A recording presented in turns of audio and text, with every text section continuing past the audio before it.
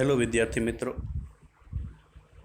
નીલકંઠ માધ્યમિક અને ઉચ્ચતર માધ્યમિક શાળા અને આપણી ગીતાંજલિ હોસ્ટેલ દ્વારા પ્રેરિત ઓનલાઈન એજ્યુકેશનમાં આપનું સ્વાગત છે. માનનીય રઘુ સાહેબે કેવી રીતે ભણવું એનો આ ઉપાય શોધી કાઢ્યો છે. તો આપ સૌ બરાબર એનો અભ્યાસ કરો અને રોજનું જે કામ આપવામાં આવે છે એ કરવાનું છે તમારે. ધોરણ 10માં આપણે 2 નિબંધનો અભ્યાસ આગળ કર્યો. એ બંને નિબંધ તમારે પાકી બુકમાં લખવાના છે અને મેં તમને હોમવર્કમાં પણ 2 વખત લખવા માટે કીધું છે અને બંને નિબંધ પાકા પણ કરવાના છે. હવે આપણે જે અભ્યાસ કરવાનો છે એ નિબંધ નંબર 3. તમારે બુકમાં 3 નંબરનું હેડિંગ આપવાનું છે. 2 નિબંધ 2 પેરેગ્રાફ, આપણે પેરેગ્રાફ તરીકે પરીક્ષામાં લઈએ છીએ. નિબંધ કયો પેરેગ્રાફ કયો બંને સરખું થશે. હવે નિબંધ નંબર 3 તમારે હેડિંગ આપવાનું છે વિઝિટ ટુ લાઇબ્રેરી. લાઇબ્રેરી એટલે પુસ્તકાલય, પુસ્તકાલયની મુલાકાત. બરોબર ધ્યાન આપો, પહેલેથી સમજતા જાય છે. લાસ્ટ સન્ડે, બરોબર ધ્યાન આપજો. Last Sunday my parents took me to Palanpur city library. Last એટલે ગયા, સન્ડે એટલે રવિવારે. ગયા રવિવારે મારા માતા પિતા મને પાલનપુર સિટી લાઇબ્રેરીએ લઈ ગયા. હવે આ પાલનપુરની જગ્યાએ ધારો કે રાજકોટ લખો તો પણ ચાલે. I was surprised to see the size of the building. I was surprised. હું આશ્ચર્યચકિત થઈ ગયો. સરપ્રાઇઝડ એટલે આશ્ચર્યચકિત થવું. To see the size of the building. આ ઇમારત, લાઇબ્રેરીની જે બિલ્ડિંગ હતી એ જોઈને હું આશ્ચર્યચકિત થઈ ગયો. It had 7 floors. તેમાં 7 માળ હતા. લાઇબ્રેરી પુસ્તકાલયમાં 7 માળ હતા. It was big and clean. તે મોટી અને સ્વચ્છ હતી. We decided to go to the children's section. અમે બાળકોના વિભાગમાં જવાનું નક્કી કર્યું. હવે વિઝિટ કોઈ પણ હોય ને એ ભૂતકાળમાં જ લખવામાં આવશે, કારણ કે વિઝિટ આપણે મુલાકાત કોઈ પણ જગ્યાની લીધી, ભૂતકાળમાં લીધી હોય અને એના વિશે આપણે અત્યારે લખતા હોઈએ. તો વિઝિટ કોઈ પણ છે એ સાદા ભૂતકાળમાં લખવામાં આવે છે. આ તમારે યાદ રાખવાનું છે. વી ડિસાઇડેડ, અમે નક્કી કર્યું. To go to the children's section, બાળકોના વિભાગમાં જવાનું નક્કી કર્યું. Which was in the first floor, જે પહેલા ફ્લોર એટલે કે પહેલા માળ ઉપર હતું. બાળકોનો વિભાગ ક્યાં હતો? પહેલા માળ ઉપર હતો. I was amazed to see the children's section.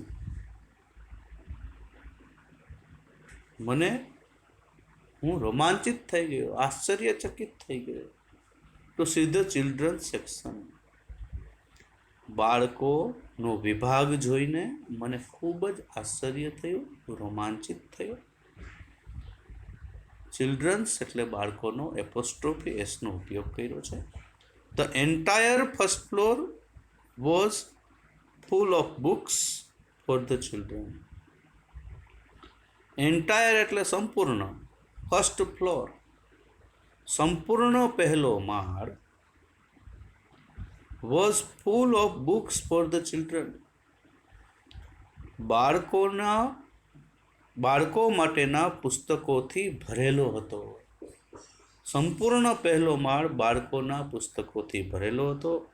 All I could she was books books and books.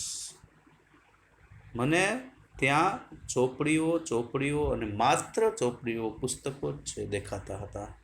તો આ અહીંયા આપણો તમારો પહેલો પેરેગ્રાફ થયો છે વિઝિટ ટુ અ લાઇબ્રેરી, એટલે કે પુસ્તકાલયની મુલાકાત. પહેલા પેરેગ્રાફ બાદ પહેલો પેરેગ્રાફ હવે તમને બરોબર દેખાતું હશે. હવે પહેલો પેરેગ્રાફ તમારે બુકમાં લખવાનો છે, તમારી નોટબુકમાં. અઘરા શબ્દો આમાં આપણે જોઈએ તો સરપ્રાઇઝડ, બીજી લીટીમાં તમે જુઓ. સરપ્રાઇઝડ તમને કદાચ ન ખ્યાલ હોય તો આશ્ચર્યચકિત થયો. પછી અઘરા શબ્દોમાં આપણે જોઈએ તો બિલ્ડિંગ તો તમને આવડતું હશે, ધોરણ 10ના લેવલ મુજબ આપણે વાત કરીએ તો એમાં કંઈ પ્રોબ્લેમ નહીં હોય. પછી ફર્સ્ટ ફ્લોર એટલે પહેલો માળ. ચિલ્ડ્રન્સ સેક્શન એવું લખેલું છે તો બાળકોનો વિભાગ. આઈ વોઝ અમેઝડ એટલે પણ અચંબિત થવું, આશ્ચર્યચકિત થવું, એવું જેનું ગુજરાતી આપણે કરશું. એ પણ નવો શબ્દ છે, જો લખવો હોય તો લખી નાખવાનો છે. પછી નવો શબ્દ છે આગળની લાઈનમાં જુઓ. હા, અહીંયા છેલ્લેથી ત્રીજી લાઈનમાં છેલ્લો શબ્દ છે 2, એમાં છેલ્લો શબ્દ એન્ટાયર એટલે સંપૂર્ણ, ENTIRE. આ શબ્દ પણ તમારે અલગથી નિબંધ લખ્યા બાદ નોંધવાનો છે, બરાબર છે. એટલે કે સંપૂર્ણ પહેલો માળ બાળકો માટેના પુસ્તકોથી ભરેલો હતો. All I could she was books and books. હું માત્ર પુસ્તકો અને પુસ્તકો જ જોઈ શકતો હતો. બીજા પેરેગ્રાફ તરફ આપણે જઈએ. I was very happy. હું ખૂબ જ ખુશ હતો. I decided to see around the place and found some storybooks to read. મેં નક્કી કર્યું, ડિસાઇડ એટલે નક્કી કરવું અને ડિસાઇડેડ એટલે નક્કી કર્યું, સાદા ભૂતકાળનો ઉપયોગ કરવાનો છે. આઈ decided to C around the place. Place એટલે જગ્યા, લાઇબ્રેરી. આ લાઇબ્રેરીમાં મેં આસપાસ ફરવાનું નક્કી કર્યું. And found some story books to read. અને મેં કેટલીક વાર્તાની ચોપડીઓ વાંચવા માટેની શોધી કાઢી. ફાઇન્ડનું ભૂતકાળ ફાઉન્ડ છે. ફાઉન્ડ શબ્દ બરોબર ધ્યાન આપો વિદ્યાર્થી મિત્રો. બીજા પેરેગ્રાફમાં બીજી લીટીમાં ત્રીજો શબ્દ છે ફાઉન્ડ. ફાઇન્ડ એટલે શોધવું, ફાઉન્ડ શોધી કાઢી. કઈ બુક શોધી કાઢી? તો કેટલીક, સમ એટલે થોડી અથવા તો કેટલીક વાર્તાની ચોપડીઓ, વાંચવા માટેની વાર્તાની ચોપડીઓ મેં શોધી કાઢી. The books were of good quality. ચોપડીઓ સારી ગુણવત્તાવાળી હતી. And had big print and beautiful pictures. તેમાં જે પ્રિન્ટિંગ કરેલું હતું એને મુદ્રણ કહેવાય, સ્પષ્ટ ગુજરાતી કરીએ તો. પણ આપણે અંગ્રેજીમાં યાદ રાખવાનો છે નિબંધનું, તો પ્રિન્ટ શબ્દ જ આપણે ધ્યાનમાં લેશું. તેમાં મોટી પ્રિન્ટ હતી, મોટું મુદ્રણ હતું, એટલે કે મોટા અક્ષરેથી છપાયેલું હતું બધું. એન્ડ બ્યુટીફુલ પિક્ચર્સ, અને સુંદર ચિત્રો તેમાં હતા. It made reading more interesting. અને આનાથી વાંચન વધારે રસપ્રદ બની ગયું. સારા ચિત્રો દોરેલા હોય તો વિદ્યાર્થીઓને એને વાંચવાની મજા આવે. સારી રીતે લખાયેલું હોય, મોટા શબ્દોમાં હોય તો વાંચવાની મજા આવે. એટલે આના કારણે શું થયું? તો it made reading more interesting. એનાથી વાંચન વધારે ઇન્ટરેસ્ટિંગ એટલે કે રસપ્રદ બની ગયું. A few children were moving around the place. Few એટલે કે થોડા. A few એટલે કે થોડા.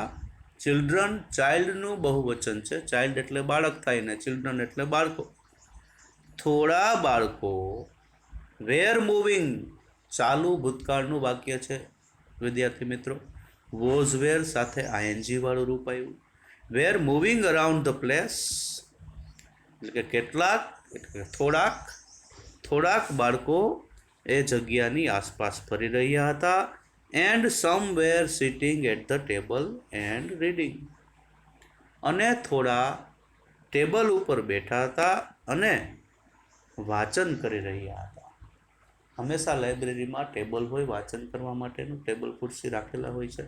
તો અહીંયા વર્ણન કર્યું છે કે થોડા બાળકો, ફરીથી એ જ વાક્ય ધ્યાન આપજો બરોબર.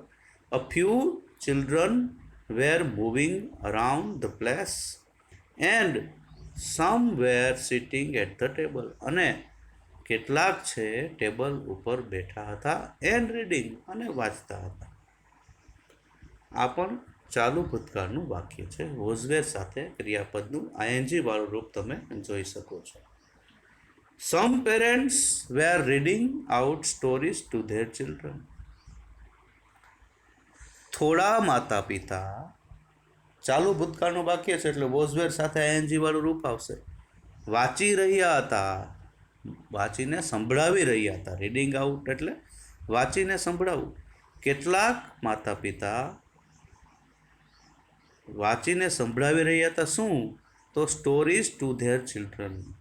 કેટલાક માતા પિતા બાળકોને એટલે તેમના બાળકોને વાર્તા વાંચીને સંભળાવી રહ્યા હતા. રીડ આઉટ એટલે વાંચીને સંભળાવવું. ઓકે, તો some parents were reading out stories to their children. કેટલાક માતા પિતા તેમના બાળકોને વાર્તાઓ વાંચીને સંભળાવી રહ્યા હતા. છેલ્લો પેરેગ્રાફ વિદ્યાર્થી મિત્રો બરોબર ધ્યાન આપી દો. પાછું કહું છું, તમારે જે અઘરા શબ્દો લાગતા હોય એને આપણે અલગથી તારવશું. તો અહીંયા આ જે બીજો પેરેગ્રાફ આપણી પાસે આવ્યો એમાં અઘરા શબ્દોમાં આપણે વાત કરીએ તો એક તો એમાં ચાલુ ભૂતકાળનો પ્રયોગથી તમારે ધ્યાનમાં લેવાનું છે.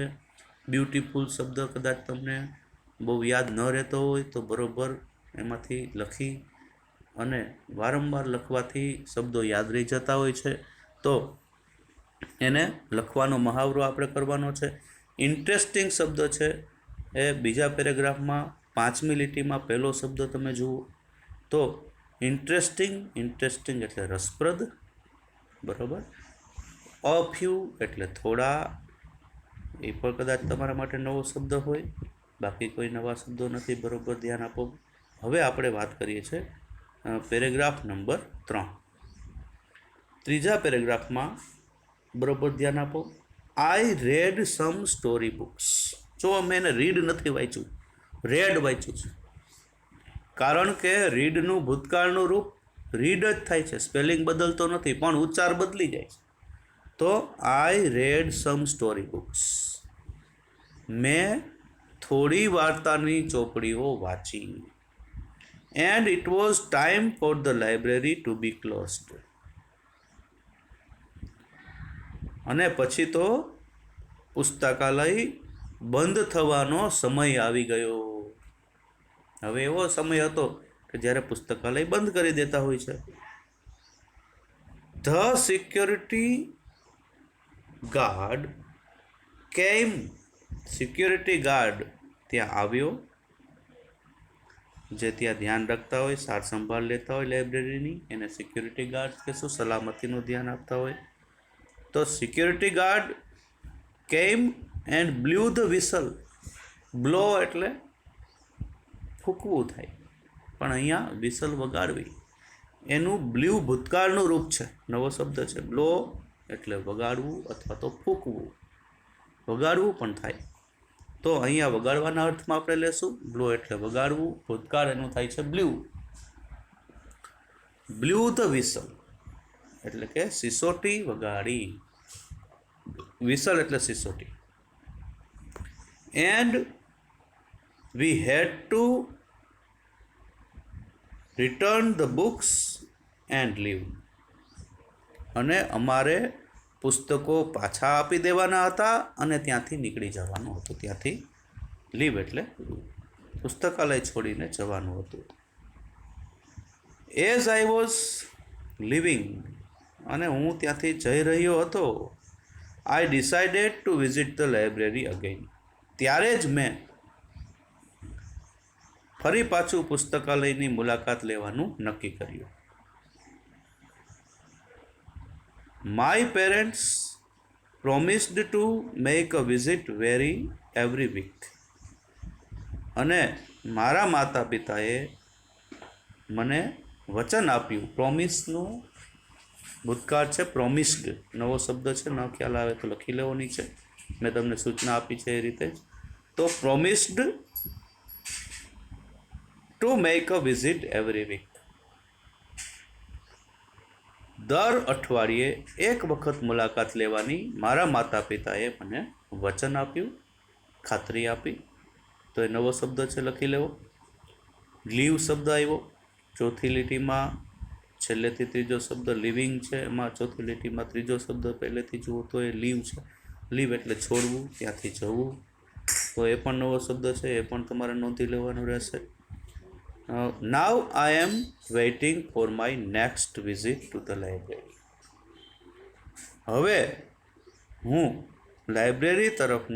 લાઇબ્રેરીની મારી બીજી મુલાકાતની રાહ જોઈ રહ્યો છું.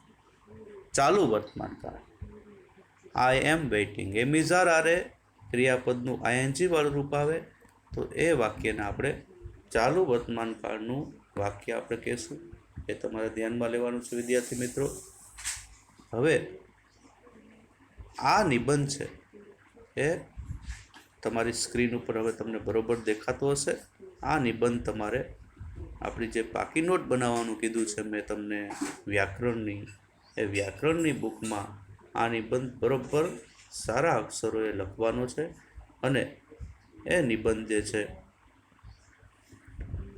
એમાંથી નવા શબ્દો, જે અઘરા શબ્દો તમને લાગતા હોય અને જે મેં તમને જણાવ્યા છે એ અઘરા શબ્દો તમારે જુદા તારવી લેવાના છે અને એ શબ્દો પાકા કરી લેવાના છે. અને એ શબ્દો પાકા કર્યા પછી એક ત્રણેય પેરેગ્રાફ છે તમારે વાંચવાના છે અને પાકા કરવાના છે.